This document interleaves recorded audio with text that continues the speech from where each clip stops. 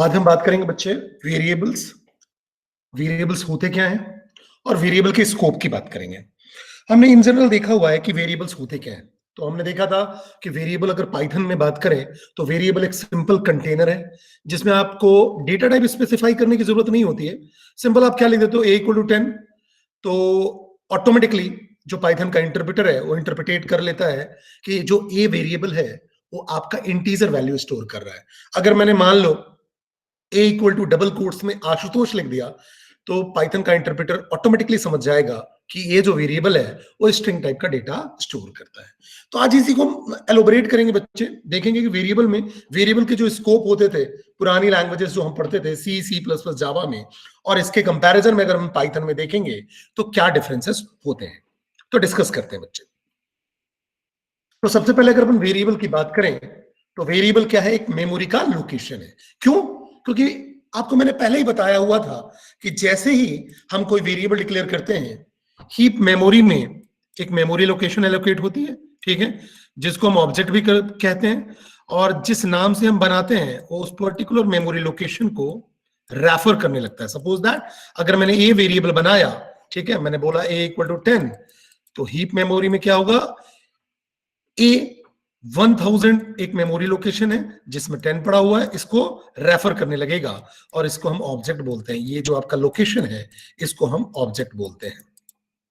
तो ये ऑलरेडी हमने देखा हुआ है। तो सिंपल अगर अपन डेफिनेशन की बात करें तो वेरिएबल एक मेमोरी का लोकेशन है जो किस लिए यूज में आता है पाइथन में, जो एक वैल्यू को होल्ड कर सकता है, ठीक है, जिसमें आपको डेटा टाइप स्पेसिफाई करने की जरूरत भी नहीं है, ठीक है। अब पाइथन में दूसरी प्रोग्रामिंग लैंग्वेज के कंपैरिजन में आपने देखा डिफरेंस क्या है कि पाइथन में आपको एक्सप्लिसिटली ये बताने की जरूरत नहीं है कि आपका ये वेरिएबल स्ट्रिंग टाइप का है, इंटीजर टाइप का है या फ्लोट टाइप का है। आप सिंपल असाइनमेंट ऑपरेटर के मदद से क्या कर सकते हो? असाइनमेंट ऑपरेटर की हेल्प से जो भी वैल्यू असाइन करोगे वो वेरिएबल में वैल्यू असाइन हो जाएगी। तो देखो बच्चे, मैंने लिखा a = 3, मैंने यहां बोला a = 3, तो बट ऑब्वियस है यहां आपको बताने की जरूरत नहीं पड़ी कि ये इंटीजर टाइप का वैल्यू होल्ड करेगा। नेक्स्ट लाइन पे अगर मैं a में स्ट्रिंग वैल्यू दे दूंगा, जैसे मैंने बोला b = अभिनीत, तो अब b में अभिनीत जो स्ट्रिंग टाइप का है, अगर मैंने a में भी अभिनीत दे दिया तो एक अलग से मेमोरी लोकेशन क्रिएट हो जाएगी, ठीक है, जिसमें अभिनीत आ जाएगा अगर वैल्यू सेम नहीं है तो, ठीक है। अब अगर आपको वेरिएबल बनाना है तो बड़े ही सिंपल बेसिक से रूल है जो पहले भी आपने फॉलो किए हुए पाइथन में और दूसरी प्रोग्रामिंग लैंग्वेजेस में भी फॉलो होते हैं। जैसे कि अगर वेरिएबल का नाम आपको बनाना है, जैसे मैंने लिखा ए वेरिएबल का नाम है, या मैं बोलूं एबीसी एक वेरिएबल का नाम है, तो वेरिएबल के नेमिंग कन्वेंशन जो होने चाहिए वो आइडेंटिफायर के रूल के अकॉर्डिंग होने चाहिए, ठीक है। कैसे रूल्स? पहली बात तो एक कीवर्ड्स नहीं होने चाहिए, जो भी वेरिएबल का नाम होगा वो कीवर्ड नहीं होगा। दूसरी बात, अपर केस या लोअर केस का कॉम्बिनेशन, या अपर केस या लोअर केस से आप स्टार्ट कर सकते हो, साथ में आप अंडरस्कोर भी यूज कर सकते हो। न्यूमेरिक का कॉम्बिनेशन तो आप एक्सेप्ट कर सकते हो, मतलब अगर A1 बोलते हो तो चलेगा, A1 वेरिएबल चलेगा, लेकिन 1A नहीं चलेगा, मतलब न्यूमेरिक से आप स्टार्ट नहीं कर सकते हो, 1A एक्सेप्टेबल नहीं है, ठीक है।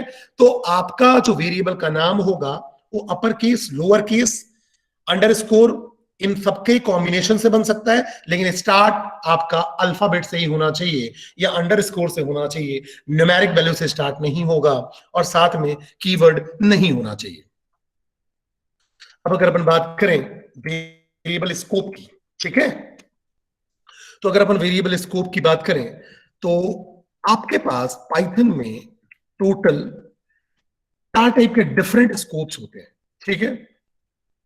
और ये वेरिएबल स्कोप का मतलब क्या होता है याद करो, जैसे हम C और C++ पढ़ते थे तो हम देखते थे हमारा कर्ली ब्रेसेस ओपन है और कर्ली ब्रेसेस क्लोज है, और अगर कोई वेरिएबल यहाँ लिखा हुआ है, जैसे C की बात करें तो अपन को स्पेसिफाई करना पड़ता था कि इंटीजर टाइप का है, कैरेक्टर टाइप का है या फ्लोट टाइप का है। अब जैसे मैंने बोला इंटीजर A, ठीक है, अब जब मैं इंटीजर A यहां बोल रहा हूं और इसको मैं इस दूसरे स्कोप में अगर यूज करना चाहूं तो यूज नहीं कर पाता था बिकॉज ये लोकल वेरिएबल होता था। तो वैसे ही हर प्रोग्रामिंग लैंग्वेजेस में स्कोप की जरूरत पड़ती है कि कौन सा वेरिएबल किस पर्टिकुलर स्कोप तक कॉल हो सकता है, एक्सेस हो सकता है, अपडेट या मॉडिफाई हो सकता है, ठीक है। तो वेरिएबल स्कोप का सिंपल सा मतलब ये हुआ कि आपकी उस पर्टिकुलर वेरिएबल की एक्सेसिबिलिटी क्या है। वेरिएबल की एक्सेसिबिलिटी का मतलब प्रोग्राम में किस पर्टिकुलर पार्ट तक वो एक्सेस हो सकता है और किस पर्टिकुलर पार्ट तक वो एक्सेस नहीं हो पाएगा। तो अगर हम पाइथन की बात करें तो पाइथन में हमारे पास 4 वेरिएबल के स्कोप होते हैं जिसको हम लेग्बी रूल भी बोलते हैं। L फॉर लोकल और E for enclosing, G for global और B फॉर बिल्ट इन। इसमें से बड़ा ही कॉमन है लोकल और ग्लोबल, जो आप दूसरी प्रोग्रामिंग लैंग्वेज में पढ़ते आए हैं। याद है लोकल और ग्लोबल वेरिएबल्स की बातें? बोलो बच्चे, याद है लोकल और global variable C plus plus Java में? Yes sir. ठीक है, वैसा ही लोकल और global variable C plus plus Java में या दूसरी प्रोग्रामिंग लैंग्वेज में आपने जो पढ़े होंगे वो सेम यहां भी लोकल और ग्लोबल में है। अब देखेंगे बेटा जो डिफरेंसेस इनक्लोजिंग और बिल्ट इन में क्या होता है। तो एक एक चीज को हम देखते जाएंगे। इनको हम लेग्बी रूल बोलते हैं, L for local, E for enclosing और फिर आपका global, G for global, then B for built in. एक एक को हम समझते चलते हैं। अगर अपन सबसे पहले बात करें लोकल वेरिएबल की, ठीक है, तो लोकल वेरिएबल या लोकल स्कोप, हम उस स्कोप को बोलते हैं जिसमें जो एक्सेसिबिलिटी हो वो लिमिटेड हो। लिमिटेड मतलब अब यहां कर्ली ब्रेसेस तो होता नहीं है, तो अगर मैं बात करूं, अगर मैंने कोई फंक्शन बनाया, डेफ डिफाइन कर दिया मैंने और सम नाम का फंक्शन बनाया, अब मैंने जो भी इंडेंटेशन के साथ स्टेटमेंट्स लिखे, तो देखो यहां सम नाम का फंक्शन है और उसका स्कोप कहां तक है। अगर आप देखो तो 1 लाइन, 2 लाइन, आपकी 3 लाइन हो गई और 4 लाइन, ये 4 स्टेटमेंट्स हैं। तो अगर आप देखो इस फंक्शन के अंदर जो भी वेरिएबल डिक्लेयर्ड होगा, इस फंक्शन के अंदर जो भी वेरिएबल डिक्लेयर्ड होगा, मतलब उस पर्टिकुलर इंडेंटेशन के साथ, तो अगर ये आपका फंक्शन यहां कंप्लीट हो रहा है और इसके अंदर 2 वेरिएबल्स हैं ए और बी, तो इसके आउटसाइड एक्सेस नहीं हो सकते हैं। इसका मतलब ये हुआ whenever you define a variable within a function scope, its scopes lies only within the function. It means अगर आपने फंक्शन के स्कोप में या फंक्शन के डेफिनेशन के अंदर आपने कोई वेरिएबल अगर डिक्लेयर किया हुआ है या डिफाइन किया हुआ है, तो उसको बाहर से हम एक्सेस भी नहीं कर सकते और मॉडिफाई भी नहीं कर सकते। ऐसे सारे वेरिएबल्स को हम लोकल वेरिएबल बोलते हैं। ठीक है, इसका मतलब अगर हम देखें तो इसका स्कोप कहां से चालू है? From the starting of the definition, ठीक है, जहां वो डिफाइंड है, जहां डिफाइंड है, जैसे मान लो यहां डिफाइंड है, तो यहां से चालू होके और जब तक ये आपका फंक्शन एग्जिट नहीं हो जाता तब तक आपका स्कोप उसका रहेगा, जैसे कि यहां। ठीक है, तो एक्सेसिबल क्या हुआ? Eight which it is defined, the point at which it is defined, और कब तक होगा? until the end of the function and exist for as long as the function is executing। ठीक है, और दूसरी बात, इसका मतलब ये भी हुआ कि इसके वैल्यू को हम चेंज भी नहीं कर सकते और एक्सेस भी नहीं कर सकते फंक्शन के बाहर। ठीक है, दूसरा, अगर ये फंक्शन का वेरिएबल है बेटा, या फंक्शन का वेरिएबल था तो लोकल हो ही गया। अगर फंक्शन के पैरामीटर की बात करें, यहां आपका पैरामीटर होता है, जैसे मैंने ए कॉमा बी बोला, इसका भी स्कोप केवल इस पर्टिकुलर ब्लॉक तक ही होगा। तो जो फंक्शन के पैरामीटर होते हैं वो भी लोकल वेरिएबल्स होते हैं और उनका स्कोप केवल फंक्शन की डेफिनेशन तक ही, कहना चाहिए लिमिटेड होता है। ठीक है, तो अगर कोई फंक्शन है और फंक्शन आपका चालू हो रहा है यहां से यहां तक कंप्लीट हो रहा है और उस फंक्शन के डेफिनेशन में मेरे पास पैरामीटर दिए हुए हैं a comma b comma c, it means a b c are local variables of that particular function. We cannot modify these variables outside the function, even you can't access it। ठीक है, तो ये होता है बेटा लोकल स्कोप। प्रोग्राम के through समझने की कोशिश करते हैं। तो बच्चे देखते हैं, पहला प्रोग्राम मैंने बनाया, हम पहले में इसको समझते हैं, ये वाले प्रोग्राम को। तो देखो बच्चे, ये आपका एक फंक्शन का डेफिनेशन है, या आप समझ लो ये फंक्शन की हेडिंग हुई। ठीक है, तो अगर आप देखें तो ये पूरा का पूरा फंक्शन प्रिंट नंबर का है। अब इसको हम बोलते हैं, इसको बोलते हैं फंक्शन हेडर। ठीक है, ये आपका फंक्शन का हेडर हुआ। ठीक है, ये आपका फंक्शन हेडर हुआ, फंक्शन का नाम है प्रिंट नंबर। अब इसके अंदर आप देखो एक लोकल वेरिएबल डिक्लेयर किया, इसको हम बोल रहे हैं LV. LV means local variable. तो वेरिएबल का नाम क्या है बेटा? First underscore num. इसमें हमने वैल्यू क्या असाइन कर दी? 1। तो अब आपका ये जो फर्स्ट नम है इस फंक्शन के बाहर, मतलब यहां के बाद, इस लाइन के बाद कहीं भी एक्सेसिबल नहीं होगा, ना ही अपडेट होगा। ठीक है, अब प्रिंट में अपन ने लिख दिया the first number defined is first num. अब जो प्रोग्राम चालू होगा कॉलिंग से चालू होता है, आपको पता ही है। तो ये देखो प्रिंट नंबर आपका कॉल हो रहा है यहां से, तो पहला लाइन यहां से एग्जीक्यूट होगा प्रिंट नंबर। जैसे ही कॉल हुआ प्रिंट नंबर, ये चला जाएगा फंक्शन की डेफिनेशन पे। जैसे ही फंक्शन की डेफिनेशन पे गया, फर्स्ट नंबर को मिल गया 1। अब मैंने बोला the first number defined is first num, तो आउटपुट आएगा 1। यहां तक कोई दिक्कत नहीं हुई। अब बेटा इसके बाहर जैसे ही आया तो लास्ट लाइन है पूरे प्रोग्राम का, ये प्रोग्राम का लाइन है, ये प्रोग्राम का, ये कॉलिंग था, कॉलिंग से यहां चले गए, ये प्रोग्राम का है, क्योंकि देखो इसका इंडेंटेशन जो है डेफिनेशन से मैच कर रहा है, बिल्कुल उसी अलाइनमेंट में है। अगर इस अलाइनमेंट में होता है तो ये प्रोग्राम का पार्ट होता, तो यहां लिखा होता, लेकिन ये प्रोग्राम के बाहर भी लिखा हुआ है, फंक्शन के बाहर लिखा हुआ है, और इसकी अलाइनमेंट भी सेम नहीं है, तो ये आपके प्रोग्राम के बाहर का पार्ट हुआ पूरे प्रोग्राम का। तो प्रिंट नंबर के बाद दूसरे नंबर पे ये एग्जीक्यूट होगा। जब दूसरे नंबर पे ये एग्जीक्यूट होगा तो लिखा हुआ आएगा the first number defined is first num. But first num जो था वो लोकल था, इसका स्कोप केवल यहीं तक था। अगर आप देखो तो फर्स्ट नम का स्कोप केवल यहीं तक था। तो अब अगर आप फर्स्ट नम को एक्सेस करने की कोशिश करोगे तो यहां पास जो पाइथन का इंटरप्रेटर होगा वो बोलेगा first num is not defined और it is outside the function block. Because it is outside the function block क्यों बोल रहा है बच्चे? क्योंकि ये आपका अगर देखो तो आपके इस फंक्शन के बाहर है, तो इसीलिए इस पर्टिकुलर लाइन पे पाइथन का इंटरप्रेटर एरर जनरेट करेगा, और एरर वो होगा first num is not defined, because आप लोकल वेरिएबल को उसके स्कोप से बाहर एक्सेस करने की कोशिश कर रहे हो। Is that clear to all of you? Clear और नॉट? बोलो बच्चे, ये बात समझ में आई है नहीं? क्लियर है या नहीं है? बोलिए। सिंपल है? ठीक है, आगे सर क्लियर। अब बेटा देखते हैं यस सर दूसरे क्लियर। प्रोग्राम। ठीक है, अब इसमें देखो बच्चे, डिफाइन प्रिंट नंबर, मैंने सेम फंक्शन का नाम वही रखा। ये आपका फंक्शन का डेफिनेशन है, ये आपका फंक्शन का हेडर है, ये आपका लोकल वेरिएबल है एलवी। अब कॉलिंग से आपका प्रोग्राम चालू होता है, कॉलिंग से प्रोग्राम चालू होता है। ठीक है, तो आपने बोला प्रिंट नंबर, एक कॉल हुआ, जैसे ही कॉल हुआ इस फंक्शन की डेफिनेशन पे जाएगा। जैसे ही कॉल हुआ फंक्शन की डेफिनेशन पे जाएगा, मतलब प्रिंट नंबर चला गया फंक्शन की डेफिनेशन पे। ठीक है, अब प्रिंट नंबर फंक्शन की डेफिनेशन पे गया, तो अगर आप देखो फर्स्ट नम को मिल गया 1। अब मैं यहां पे बोलूंगा फर्स्ट नम, तो आ गया 1। अब वापस से ये दोनों लाइन यहां से एग्जीक्यूट हुआ। अब ये दोनों लाइन तो प्रोग्राम के सेकंड और थर्ड, ये तो आप उसके बाद एग्जीक्यूट होगा ही होगा। अब यहां देखो मैंने फर्स्ट नम को डिफाइन किया 2, ये भी लोकल वेरिएबल है जो पूरे प्रोग्राम का पार्ट है। ये लोकल वेरिएबल है लेकिन पूरे प्रोग्राम का है। ये लोकल किसका था? प्रिंट नंबर का। तो यहां फर्स्ट नंबर और इस फर्स्ट नंबर दोनों को मेमोरी लोकेशन अलग अलग मिलेगी, ध्यान रखना।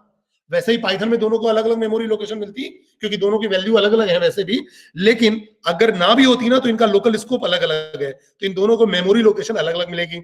मतलब ये वैसा ही है जैसे एक क्लास में 2 अभिषेक है, इसका मतलब ये नहीं है कि दोनों की आइडेंटिटी सेम है।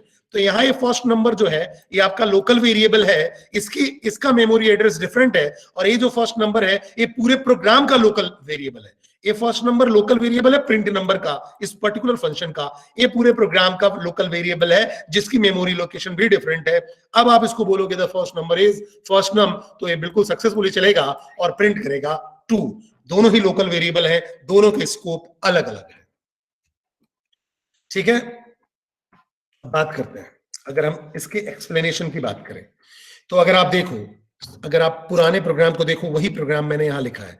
इसमें देखो define print number first num equal to 1, फिर मैंने लिखा print first number of first num. ठीक है, फिर उसके बाद मैंने बोला प्रिंट नंबर और print first number. Print first number, यहां देखो मैंने फर्स्ट नंबर सिंपल लिखा है, यहां मैंने फर्स्ट नंबर 0 और फर्स्ट नंबर लिख दिया। ये आपके पास अगर देखो तो एक लाइन ये हो गया, सेकंड लाइन ये हो गया, थर्ड लाइन ये हो गया, फोर्थ लाइन ये हो गया, फिफ्थ लाइन ये हो गया।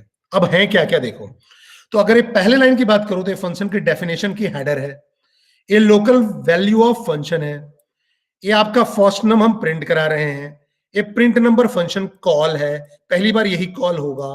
कॉल होते ही आप देखो ये कहां चला जाता है, ये जैसे ही प्रिंट नंबर कॉल होता है जाता कहां है? इसके पास। ठीक है, फिर आप देखो प्रिंट फर्स्ट नंबर को यहाँ प्रिंट कर रहे हैं, ये पूरे प्रोग्राम का पार्ट है, ये सेकंड नंबर पे एग्जीक्यूट होगा। तो जब ये पहले नंबर पे एग्जीक्यूट हुआ तो यहां चला गया।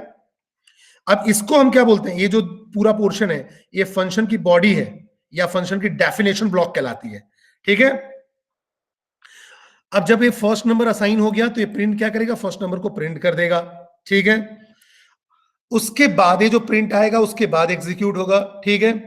अब ये क्या करेगा, ये जो प्रिंट करेगा वो फर्स्ट नंबर खोजेगा पूरे प्रोग्राम में से, लेकिन उसको नहीं मिलेगा इसलिए एरर आएगा। एग्जीक्यूशन का सीक्वेंस क्या है, पहले print number then print method. Print number क्यों, क्योंकि सबसे पहले फंक्शन कॉल ही एग्जीक्यूट होता है, ठीक है, और दूसरे नंबर पर जो पूरे प्रोग्राम का पार्ट होता है वो एग्जीक्यूट होता है, ठीक है। अब यहां अगर अपन फर्स्ट नम की बात करें तो फर्स्ट नम लोकल वेरिएबल है प्रिंट नंबर का, ठीक है, तो उसके अंदर से एक्सेसिबल है इसलिए यहां एक्सेसिबल हो गया। लेकिन यहां मैं उसको आउटसाइड से एक्सेस करने की कोशिश कर रहा हूं जो कि उसके डेफिनेशन ब्लॉक में नहीं आता है, पूरे प्रोग्राम के ब्लॉक में नहीं आता है, इसलिए पाइथन का इंटरप्रेटर एरर जनरेट करता है, ठीक है। देन बात करते हैं बेटा इनक्लोजिंग स्कोप।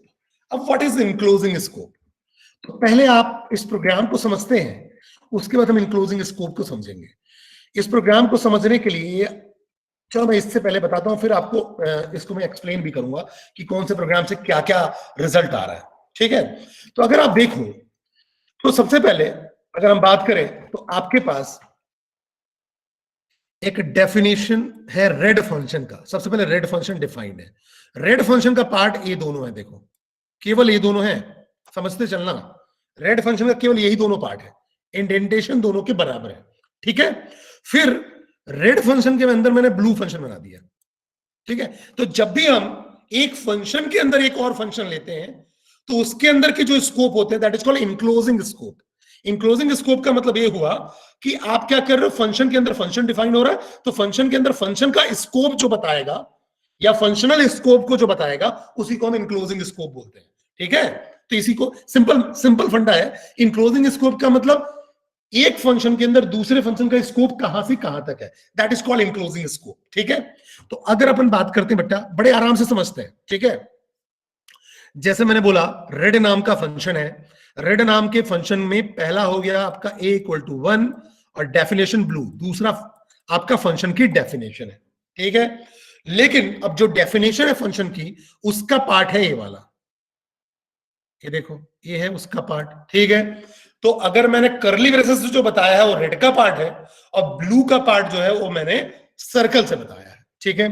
यहां ब्लू कॉल हो रहा है, ये पार्ट है रेड का, ये रेड का पार्ट है, प्रिंट ए भी रेड का पार्ट है, तो मैंने कर्ली ब्रेसेस लगा दिया, क्यों, क्योंकि देखो इनके अलाइनमेंट सेम है। तो देखो फर्स्ट सेकेंड और थर्ड फोर्थ ये जो पार्ट है दोनों और रेड के पार्ट है, तो इनका इनक्लोजिंग स्कोप क्या हुआ, ये पहला दूसरा और तीसरा चौथा। लेकिन ब्लू का इनक्लोजिंग स्कोप क्या है, b equal to 2 print a print b, और लास्ट में पूरे प्रोग्राम का पार्ट है रेड फंक्शन का कॉल। ये दोनों पूरे प्रोग्राम का पार्ट है, ये दोनों, तो इनको बाहर का आउटर मान लो और ब्लू का पार्ट ए हो गया। इतनी बात समझ में आई है नहीं आई, बताओ मुझे, पहले एक एक स्टेप पे समझते हैं। पहले देखो मैंने क्या बोला कि रेड फंक्शन का पार्ट है a equal to 1 definition blue, blue function call print a, blue function का पार्ट है b equal to 2 print a print b, और फिर अगर अपन देखें रेड फंक्शन आपके पूरे प्रोग्राम का पार्ट है, ठीक है। इज दैट क्लियर, क्लियर और नॉट, बोलिए बच्चे, यहां तक बात समझ में आ गई, स्कोप समझ में आया कि नहीं, किसको कौन किसका स्कोप कहां तक है, मतलब किस फंक्शन का ब्लॉक कहां तक है, बोलो यहां तक क्लियर है बेटा, यस और नो? Yes sir. ठीक है, अब बेटा आगे बढ़ते हैं। सबसे पहले कॉल कौन सा होगा, बोलो बच्चे, कॉलिंग कहां से चालू होगी, बताते चलो मुझे, रेड। बोलो रेड, वेरी गुड।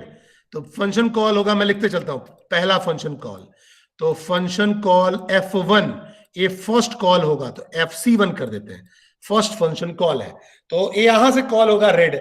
जैसे ही कॉल होगा तो देखो मेरे एरो पे ध्यान देना और एक डेफिनेशन पे चला गया, ठीक है, समझते हैं, बहुत आराम से समझेंगे, ठीक है। जैसे ही उसकी डेफिनेशन पे जाएगा ए को मिल जाएगा 1 और ये आपका फंक्शन का डेफिनेशन है। अगर कॉल होता तो कॉल हो जाता, लेकिन डेफिनेशन है तो डेफिनेशन बिना कॉल के नहीं होता।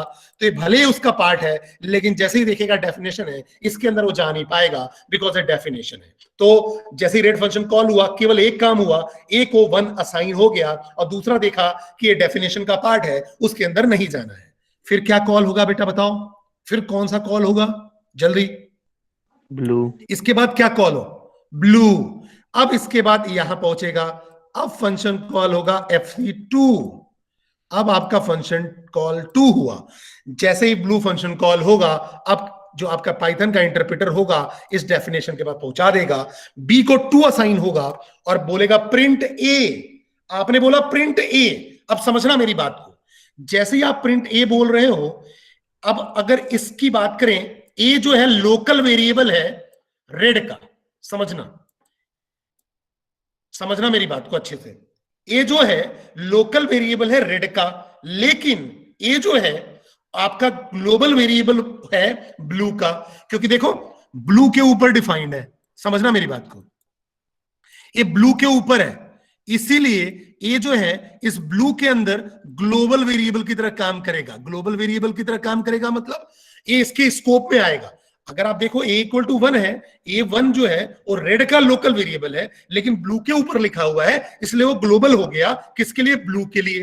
तो अगर मैं प्रिंट a बोलूंगा तो प्रिंट a इस वाले a को प्रिंट कर देगा। क्यों? क्योंकि लोकल वेरिएबल का स्कोप पूरे प्रोग्राम में होता है, या उसके नीचे वाले प्रोग्राम में तो होता ही है। तो अगर आप देखो, जैसे ही मैंने बोला प्रिंट ए, तो इस ए को प्रिंट कर रहा है, बिकॉज ये इसके लिए, इस पर्टिकुलर के लिए ग्लोबल है। प्रिंट बी, ये तो बी यहां पास मैंने लोकल डिफाइन किया ही है, ब्लू में ब्लू का पार्ट है, तो प्रिंट बी से आउटपुट आ जाएगा 2। Is that clear? यहां तक बात समझ में आई या नहीं आई? बताइए बच्चे, ये दोनों लाइन क्लियर हुई या नहीं हुई? ये जो मैंने ये वाला बताया कि ये जो है वो लोकल वेरिएबल है रेड का, लेकिन ब्लू के लिए ग्लोबल है। तो ब्लू के लिए अगर ग्लोबल है तो मैं प्रिंट ए बोलूंगा ब्लू के अंदर, तो ए को प्रिंट कर देगा। Is that clear? क्लियर और नॉट? Yes, बोलो sir. बच्चे। गुड।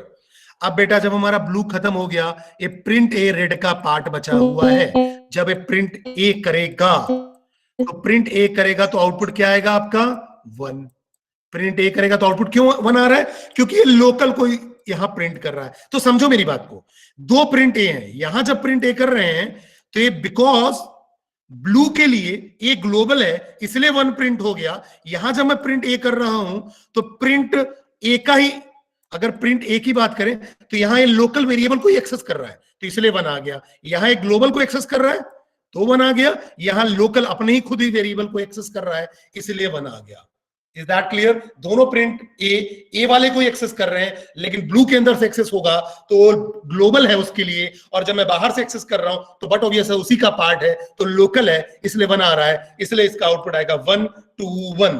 तो इस कोड में अगर आप देखो तो B has local scope in Python function blue and A has non local scope in blue, means global. Of course, a Python variable scope that isn't global or local is non-local. ठीक है? This is called enclosing scope. तो ये ध्यान रखना। अब मैं आपको ये समझाने के लिए यहां बता रहा था कि क्या कहते हैं, जो A है ये आपका कैसा बन गया? ग्लोबल जैसा बन गया। लेकिन पाइथन में इसको हम एक टर्मिनोलॉजी बोलते हैं, जिसको हम बोलते हैं इनक्लोजिंग स्कोप या नॉन लोकल स्कोप। यहां ये आपका जो है वो लोकल तो नहीं है, लेकिन उसके जस्ट ऊपर डिक्लेयर है फंक्शन के, इसीलिए वो लोकल भी नहीं है। और लोकल नहीं है तो क्या होगा? उस पर्टिकुलर के पार्ट में एक्सेसिबल है, और इसी एक्सेसिबिलिटी को हम बोलते हैं इनक्लोजिंग स्कोप, जिसको मैं ग्लोबल के थ्रू समझा रहा था कि ये इसके लिए ग्लोबल कहलाएगा। आप कह सकते हो, लेकिन वो क्या है बेटा? इनक्लोजिंग स्कोप है। वही स्कोप जो है वो इनक्लोजिंग स्कोप कहलाता है। यहां तो सिंपल प्रिंट है, लोकल वेरिएबल प्रिंट हुआ। यहां जो ये प्रिंट हो रहा है ये आपका इनक्लोजिंग स्कोप के चलते प्रिंट हो रहा है। Is that clear? क्लियर और नॉट? कोई कंफ्यूजन तो नहीं हो रहा है? बताओ, बोलो बच्चे, क्लियर हुआ या नहीं हुआ? गुड। तो इसी को मैंने यहां डिफाइन करने की कोशिश की है बेटा। मैं आपको बताता हूं, एक्सप्लेन करने की कोशिश की है आगे। देखो यहां देखो, डेफिनेशन रेड, अब मैंने यहाँ definition red a equal to 1, फिर definition blue b equal to 2, print a, print b, फिर ब्लू, फिर प्रिंट a, फिर रेड आपका कॉल। तो देखो यहाँ रेड जब कॉल हुआ तो यहाँ चला जाता है, a equal to 1, a local variable है, फिर ये ब्लू की डेफिनेशन हेडर है, b इक्वल टू 2, ठीक है, b लोकल वेरिएबल है ब्लू का, प्रिंट a क्या है, जब हम यहाँ प्रिंट a कर रहे हैं तो a यहाँ लोकल वेरिएबल नहीं है, आपका इंक्लूसिंग स्कोप है, या इन जनरल टर्म में बोल दो तो इसके लिए ग्लोबल है, जो कि सही मायने में ट्रू नहीं है। सही मायने में ग्लोबल बोलना अच्छा सही नहीं है, लेकिन मैं समझाने के लिए आपको बता रहा हूं कि जैसे मैंने प्रिंट ए बोला तो ए वाला जो है, ए वाला पोर्शन जो है ए एक्सेसिबल होगा बिकॉज इनक्लोजिंग स्कोप है, इसी को हम इनक्लोजिंग स्कोप बोलते हैं, ठीक है। फिर प्रिंट बी बोल रहे हैं तो ये प्रिंट बी लोकल है, तो ये लोकल प्रिंट हो गया, ठीक है। जब ये ब्लू को हम कॉल कर रहे थे, पहले तो डेफिनेशन रेड हुआ तो केवल यहां तक चलेगा, ठीक है। जब मैं ब्लू को कॉल करूंगा तो बट ऑब्वियसली ब्लू कॉल करने के बाद b इक्वल टू असाइन हो जाएगा। जब हम प्रिंट a बोलेंगे तो इनक्लोजिंग स्कोप के चलते a प्रिंट हो जाएगा, और प्रिंट b तो आपका, आप देखो ये लोकल वेरिएबल इसका, वो प्रिंट हो जाएगा।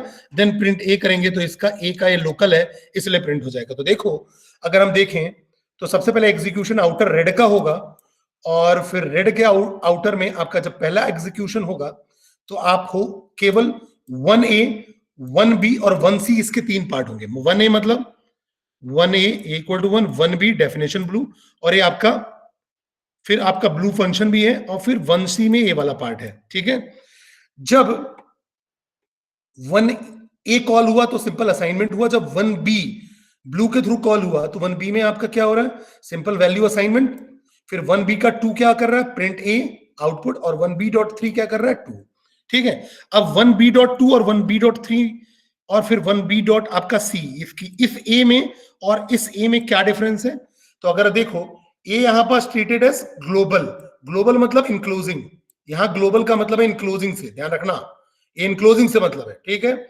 और जो 1c का a है वो आपका लोकल वेरिएबल से है, ठीक है। तो बड़ा ही सिंपल सा फंडा है। अब अगर देखो नेक्स्ट प्रोग्राम में मैं आपको डिफरेंस बताने के लिए नेक्स्ट प्रोग्राम की ओर लेके चलता हूं, जिससे आपको और क्लैरिटी आ जाएगी। तो देखो बच्चे, अब आपको क्लैरिटी है कि रेड फंक्शन की डेफिनेशन जो है इन दोनों तक है, ठीक है, और ब्लू फंक्शन का डेफिनेशन ब्लॉक ए है, ठीक है। अब सबसे पहले रेड कॉल होगा, रेड गया, रेड के कॉल होने के बाद ए का असाइनमेंट हो जाएगा, और ये बोलेगा ये तो डेफिनेशन है, मैं इसके अंदर नहीं जा सकता क्योंकि मैं कॉल नहीं हूं ब्लू का। अब उसके बाद ब्लू कॉल होगा, जैसे ही ब्लू कॉल होगा, ब्लू के कॉल पे गया, बी को 2 असाइन किया और प्रिंट ए बोला, तो प्रिंट ए बोलने से क्या आउटपुट आ जाएगा, 1। प्रिंट बी बोलने से क्या आउटपुट आ जाएगा, यहां 1 आ गया। प्रिंट बी से क्या आउटपुट आ जाएगा, 2। यहां तक कोई दिक्कत नहीं है। जब मैं बोलूंगा प्रिंट ए बाहर, तो इसका लोकल वेरिएबल है, ये इसका इनक्लोजिंग था, ये इसका लोकल है, तो लोकल है तो कितना आ जाएगा, 1। जब मैं प्रिंट बी बोलूंगा तो देखो अब इस बी जो है वो लोकल है, इसको मैं बाहर से एक्सेस करने की कोशिश कर रहा हूं, तो इस पर्टिकुलर लाइन पे एरर आएगा। ये प्रिंट बी जैसे ही कोशिश करूंगा मैं एक्सेस करने की, तो देखो इस पर्टिकुलर लाइन पे एरर है कि आपका बी जो है डिफाइंड नहीं है, ठीक है। तो ये आपको एक्सप्लेन करने की जरूरत नहीं है, आई थिंक ये पूरी चीजें क्लियर हो गई हैं, ठीक है। नेक्स्ट एग्जांपल में बात करते हैं हम। नेक्स्ट एग्जांपल में देखो, एक मैंने आउटर फंक्शन बनाया है जिसका स्कोप केवल ये दोनों तक ही है, ठीक है। इनर वैसे भी अंदर नहीं जाएगा, इनर के अंदर, तो ये फर्स्ट नम इसका स्कोप का पार्ट हो गया। फिर अगर अपन देखें डिफाइन इनर, इनर का पार्ट ये वाला पूरा का पूरा हो गया। फिर यहाँ इनर कॉल है और ये प्रिंट, ये दोनों जो कॉलिंग है, तो अगर देखो तो केवल पहला लाइन ये हुआ, आउटर का पहला लाइन ये हुआ, दूसरा लाइन ये हुआ आउटर का, और तीसरा लाइन ये हुआ आउटर का।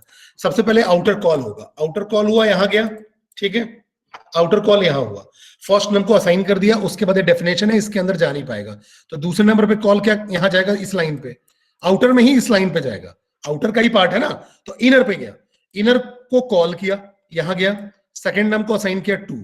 जब मैंने बोला फर्स्ट नंबर फ्रॉम आउटर, तो फर्स्ट नंबर आ जाएगा इनक्लोजिंग स्कोप के चलते 1, सेकेंड नंबर तो आपका लोकल वेरिएबल है, इसका आ गया 2। जब बाहर आया तो print second number from inner.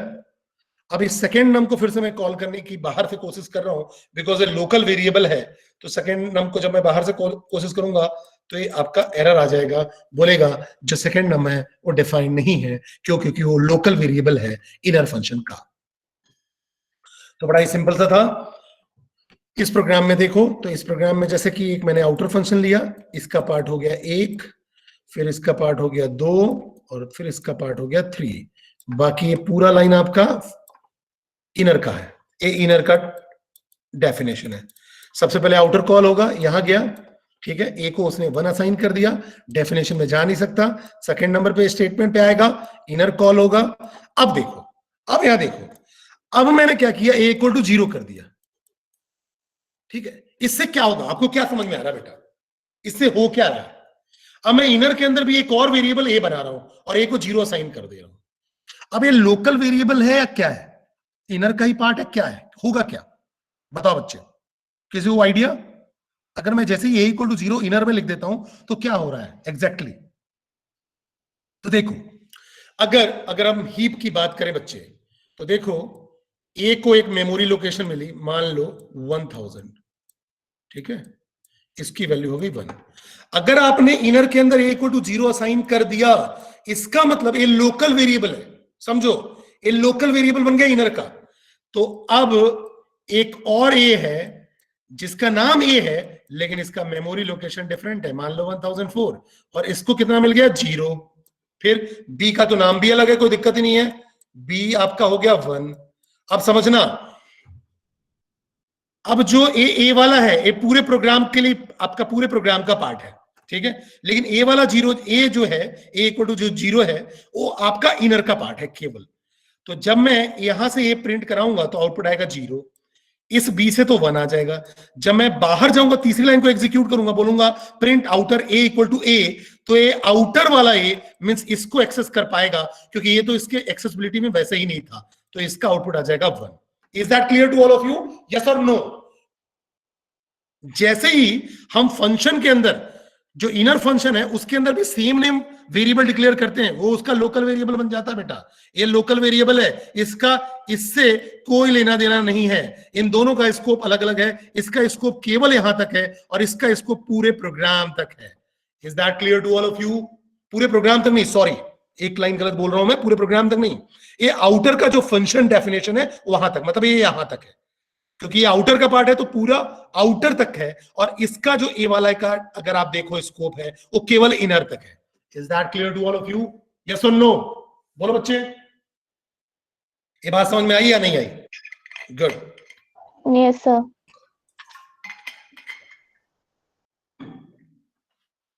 आगे बढ़ते हैं। अब इसका एक्सप्लेनेशन मैंने आपको जो मैंने वहां बताया वही मैंने यहां बता दिया है। तो देखो, जैसे मैंने बोला definition outer a equal to 1, इस ए का जो स्कोप है ये पूरे के पूरे ए यहां तक है, ये जो आउटर यहां तक जा रहा है ना, ये आउटर का पूरा स्कोप है, तो इस पूरे पूरे यहां तक मैं इसको एक्सेस कर सकता हूं। फिर इनर के अंदर जो ए का स्कोप है वो केवल यहां तक है, ये ध्यान रखना, ठीक है। अब सबसे पहले आपका देखो स्टेप 1 आउटर कॉल होगा, जब आउटर कॉल होगा तो यहां जाएगा, ठीक है, ए को असाइन करेगा 1, असाइन हो गया। अब उसके बाद डेफिनेशन के अंदर जा नहीं सकता, तो यहां आएगा 1b पे इनर कॉल होगा, इनर फंक्शन कॉल हुआ, यहां गया, ए को 0 असाइन किया, a is the part of inner, ये जो वेरिएबल है ये वैसा ही है एक क्लास में जैसे 2 अभिषेक है, ठीक है, तो दोनों की आइडेंटिटी अलग अलग है, तो ये आप इसका लोकल वेरिएबल है, ए इक्वल टू 0 जैसे ही मैंने असाइन कर दिया तो इनर का लोकल वेरिएबल बन गया। लेकिन अगर मैं प्रिंट कराता हूं तो इनक्लोजिंग स्कोप हो जाता है डायरेक्टली, क्योंकि प्रिंट करा रहा हूं, लेकिन अगर मैंने असाइन करने की कोशिश की तो उसका पार्ट बन जाता है, लोकल बन जाता है, उस पर्टिकुलर कहना चाहिए स्कोप का हो जाता है वो, मतलब उस पर्टिकुलर फंक्शन के ब्लॉक का हो जाता है। अब मैंने बोला बी इक्वल टू 1, तो बी को 1 मिल गया, जब मैं प्रिंट ए को करूंगा तो यहां आ जाएगा ए वाला 0, और प्रिंट बी को करूंगा तो यहां आ जाएगा 1। उसके बाद थर्ड लाइन प्रिंट आउटर ए, तो अब ये बेटा ए आपके आउटर से लेगा, क्योंकि देखो इसका स्कोप, ये जो फंक्शन है इस फंक्शन के अंदर का पार्ट नहीं है, ये बाहर का पार्ट है, तो जैसे ही मैं ए बोलूंगा तो ए से आउटपुट आपका आएगा बाहर वाला 1 का, क्योंकि दोनों के इंडेंटेशन आपके डिफरेंट है, ये आप देख सकते हो यहां से, यहाँ के दोनों के इंडेंटेशन ये अलग अलग है, देखो ये प्रिंट जो है इसका इंडेंटेशन अलग है, ठीक है, तो आउटपुट आपका 0, 1 और 1 आ जाएगा। अब बात करते हैं ग्लोबल स्कोप की। ग्लोबल का मतलब क्या है? जब भी कोई वेरिएबल फंक्शन के ऊपर डिक्लेयर्ड हो या फंक्शन के बाहर डिक्लेयर्ड हो, ठीक है, या बाहर डिफाइंड हो तो उसको हम ग्लोबल वेरिएबल बोलते हैं, और उस पर्टिकुलर वेरिएबल का जो स्कोप होता है वो पूरे प्रोग्राम में होता है। ठीक है, मतलब उस फंक्शन में भी आप एक्सेस कर सकते हो और पूरे प्रोग्राम में आप कहीं भी एक्सेस कर लोगे। ठीक है, जैसे कि एग्जांपल से समझते हैं। अब यहां देखो बच्चे, मैंने क्या किया, मैंने लिखा फर्स्ट नम इक्वल टू 1। ठीक है, फर्स्ट नम इक्वल टू 1। अब क्या किया मैंने बोला डिफाइन प्रिंट नंबर, ये आपका फंक्शन हो गया प्रिंट नंबर। इसके अंदर मैंने प्रिंट फर्स्ट नंबर को प्रिंट करा लिया, तो कोई दिक्कत नहीं है, तो ग्लोबल वेरिएबल है, फंक्शन के ऊपर डिफाइंड है ना, तो ग्लोबल वेरिएबल है। ठीक है, और जब हम उसको नेस्टिंग कर देते हैं ना, तो उसको इनक्लोजिंग स्कोप हम बोलने लगते हैं, यही अंतर है।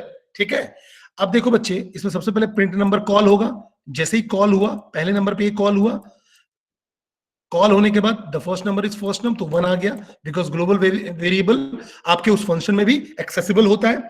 फिर मैंने अब इसके बाद ये वाला एग्जीक्यूट होगा पूरे प्रोग्राम का part, the first number is first number, ये भी इसको एक्सेस कर सकता है, इसके लिए भी तो ये ग्लोबल ही है ना, पूरे प्रोग्राम का तो पार्ट है ही ना, तो यहां भी फर्स्ट नंबर 1 आ जाएगा।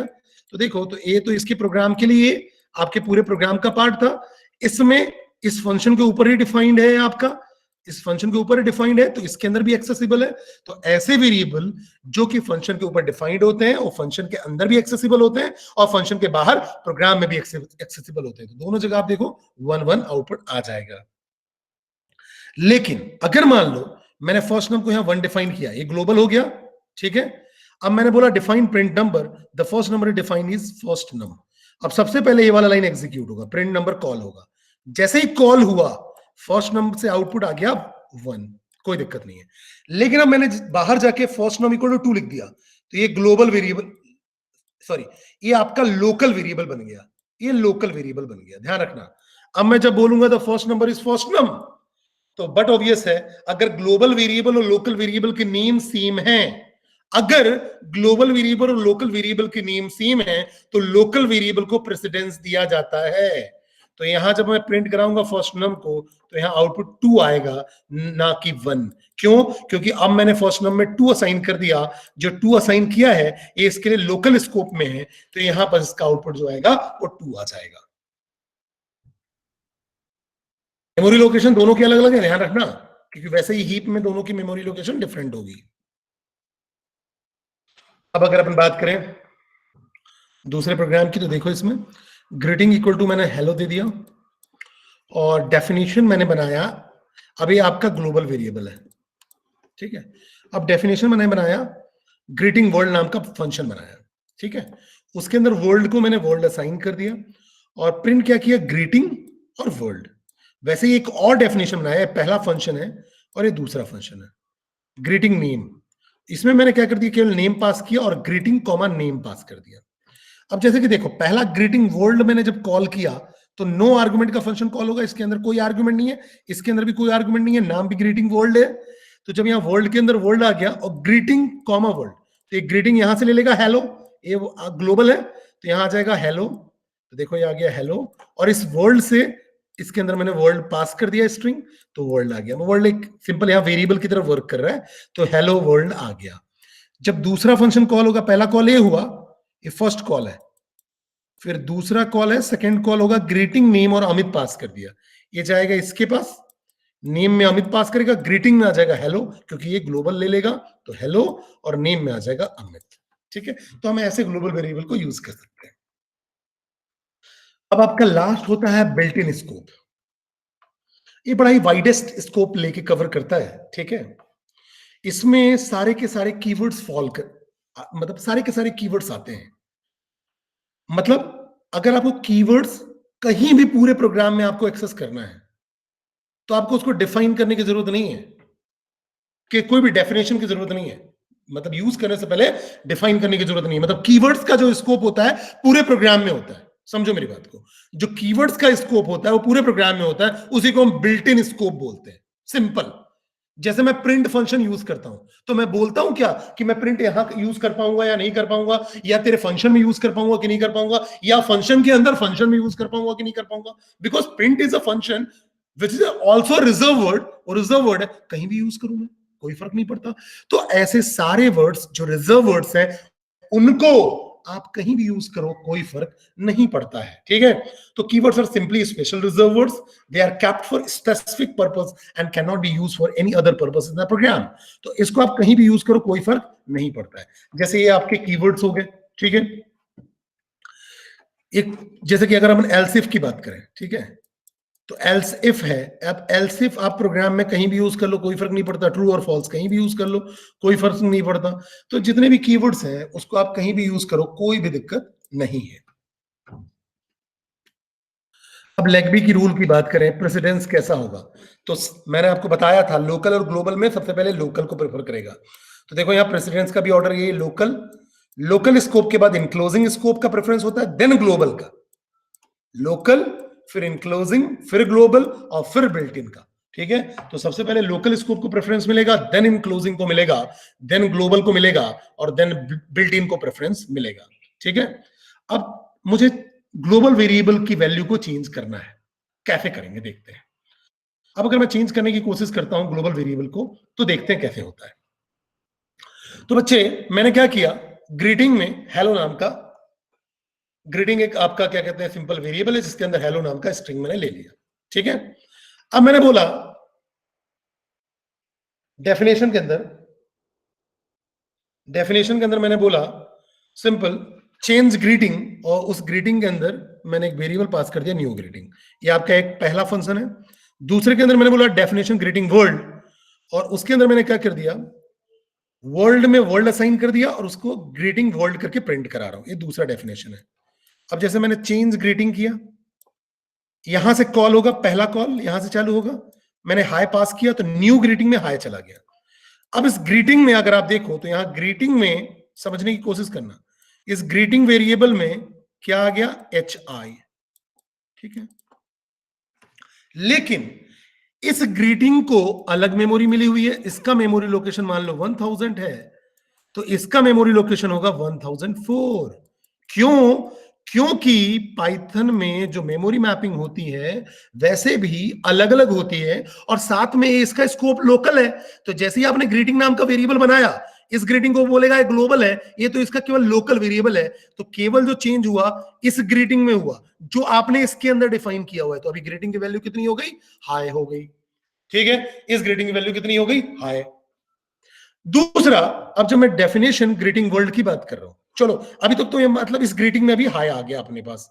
अब मैं जब बोला ग्रीटिंग वर्ल्ड को कॉल किया तो यहां गया, यहां वर्ल्ड इक्वल टू वर्ल्ड आपने स्टोर करा दिया। अब जब आप प्रिंट ग्रीटिंग वर्ल्ड करोगे तो इस ग्रीटिंग में जो आउटपुट आएगा, इस ग्रीटिंग में वो आएगा हेलो। क्यों हेलो आएगा? क्योंकि ये जो आपने ग्रीटिंग में चेंज किया था वो आप इसके लोकल स्कोप में किए थे, और इस ग्रीटिंग का नाम बस ग्रीटिंग है, लेकिन दोनों के स्कोप अलग अलग है। ये लोकल है, ये ग्लोबल है। तो यहाँ ग्लोबल वाले का आउटपुट आएगा, क्योंकि इसको हम यहाँ एक्सेस कर ही नहीं सकते, एक्सेसिबिलिटी ही नहीं है। मतलब यहां से चेंज करने की आप अगर कोशिश करोगे कि मैं लोकली ग्लोबल वेरिएबल को चेंज कर दूं, तो ऐसी पॉसिबिलिटी नहीं है। यहाँ ग्रीटिंग से हेलो ही आएगा, और वर्ल्ड में वर्ल्ड लिखा हुआ है तो वर्ल्ड ही आएगा। ऐसे आप ग्लोबल वेरिएबल को लोकल स्कोप में चेंज करके, लोकल स्कोप में जाके चेंज नहीं कर सकते, क्योंकि लोकल में जैसे ही आप वो सेम नेम वेरिएबल बनाओगे वो लोकल वेरिएबल बन जाएगा जो केवल उसी फंक्शन से एक्सेसिबल होगा। Is that clear? क्लियर और नॉट? बोलो बच्चे, ये बात क्लियर हुई या नहीं? यहां तक बात समझ में आई या नहीं आई? Yes sir. गुड।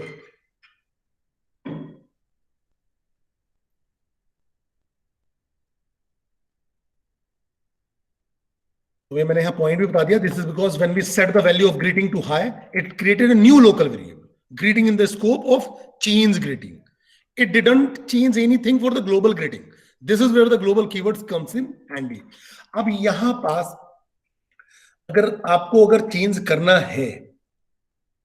है तो उसके लिए आपको तरीका चेंज करना पड़ेगा ग्लोबल कीवर्ड का. जैसे कि देखो, एक और सेम प्रोग्राम अगर मैं बोल दूं प्रिंट कराऊं, तो देखो जैसे मैंने यहाँ हाई पास किया था, यहाँ हाई चला गया, ठीक है. अब ग्रीटिंग में हाई आ गया, जब मैं यहाँ ग्रीटिंग करूंगा तो यहाँ हाई आ जाएगा. क्यों? क्योंकि ये लोकल वाले को प्रेसिडेंस देगा, ग्लोबल के बदले लोकल को प्रेसिडेंस देगा. मैंने आपको बताया कि अगर लोकल और ग्लोबल वेरिएबल दोनों हैं, दोनों सेम नेम के हैं, तो बट ऑब्वियसली लोकल वाले का प्रेसिडेंस हाई होगा, लोकल वाला प्रिंट होगा. अब जब मैं ग्रीटिंग वर्ल्ड को कॉल करूंगा तो यहां ग्रीटिंग से आ जाएगा हेलो. क्यों? क्योंकि ये केवल लोकल में चेंज हुआ है. ये ग्लोबल वाला तो अलग से ग्रीटिंग में हेलो पड़ा हुआ है, दोनों की मेमोरी लोकेशन डिफरेंट है, और यहां वर्ल्ड से आपका वर्ल्ड आ जाएगा। अब अगर आप चाहते हो कि नहीं मुझे ग्लोबल वाले में तो चेंज करना है, मैं लोकल में बैठे बैठे ग्लोबल को चेंज कर दूं, अगर आप ऐसा चाहते हो तो उसके लिए आपको ग्लोबल कीवर्ड यूज करना पड़ेगा। कैसे? जैसे देखो, अब मैंने लिखा ग्रीटिंग में हेलो, ये आपका ग्लोबल वेरिएबल। अब यहां देखो मैंने चेंज ग्रीटिंग नाम का फंक्शन बनाया, उसके अंदर न्यू ग्रीटिंग एक आर्ग्यूमेंट है। अब यहां ग्रीटिंग जो वेरिएबल बनाया उसको मैंने ग्लोबल बना दिया, तो अब ये दोनों ग्रीटिंग सेम है, अब दोनों में डिफरेंस नहीं है। तो अब देखो, पहला कॉल आपने यहां से किया, फर्स्ट कॉल चेंज ग्रीटिंग हाय, अब ये जाएगा हाय यहां पास, ठीक है। अब जो एक ग्रीटिंग है, इस ग्रीटिंग का मेमोरी लोकेशन है मान लो 1000, इसको आपने बोल दिया हेलो, ठीक है। अब जब आपने यहां ग्लोबल ग्रीटिंग बोला तो एक जो ग्रीटिंग है ये भी इसी को पॉइंट करेगा, क्यों? क्योंकि ये बोलेगा कि ग्लोबल ग्रीटिंग मतलब जो ग्लोबल वेरिएबल है उसी ग्रीटिंग की बात हो रही है। तो जब मैंने यहां से हाई पास किया तो अब मैं greeting equal to new greeting, मतलब न्यू ग्रीटिंग में हाई है आपके पास, इस हाई की वैल्यू ग्रीटिंग में चली गई, तो हेलो की जगह अब डायरेक्ट रिप्लेस होगा हाई, ठीक है। तो अब ग्रीटिंग की वैल्यू आपने ग्लोबल कीवर्ड लिख दिया तो पाइथन का इंटरप्रेटर समझ गया कि दोनों, जो एक ग्रीटिंग वाला ये वाला वेरिएबल और ऊपर जो डिक्लेयर्ड है दोनों सेम है, ठीक है। तो अब हेलो की जगह हाई हो जाएगा। अब जब आपने ग्रीटिंग वर्ल्ड में गए, वर्ल्ड नाम के वेरिएबल में आपने वर्ल्ड लिख दिया, अब आपने बोला ग्रीटिंग, तो हेलो की जगह अब हाई हो चुका है, इसलिए हाई और वर्ल्ड आ जाएगा, ठीक है। तो हम ऐसे ग्लोबल कीवर्ड की मदद से इसको चेंज कर सकते हैं, बता सकते हैं कि कैसे दोनों वेरिएबल को हमको सेम रखना है। तो अगर आप चेंजेस चाहते हो कि मेरे लोकल स्कोप से ही ग्लोबल की वैल्यू भी चेंज हो जाए, तो आपको दोनों वेरिएबल को सेम बनाना पड़ेगा। दोनों वेरिएबल को सेम बनाने के लिए आपको लिखना पड़ेगा ग्लोबल कीवर्ड का यूज करना पड़ेगा, और वही वेरिएबल का नाम आपको देना पड़ेगा।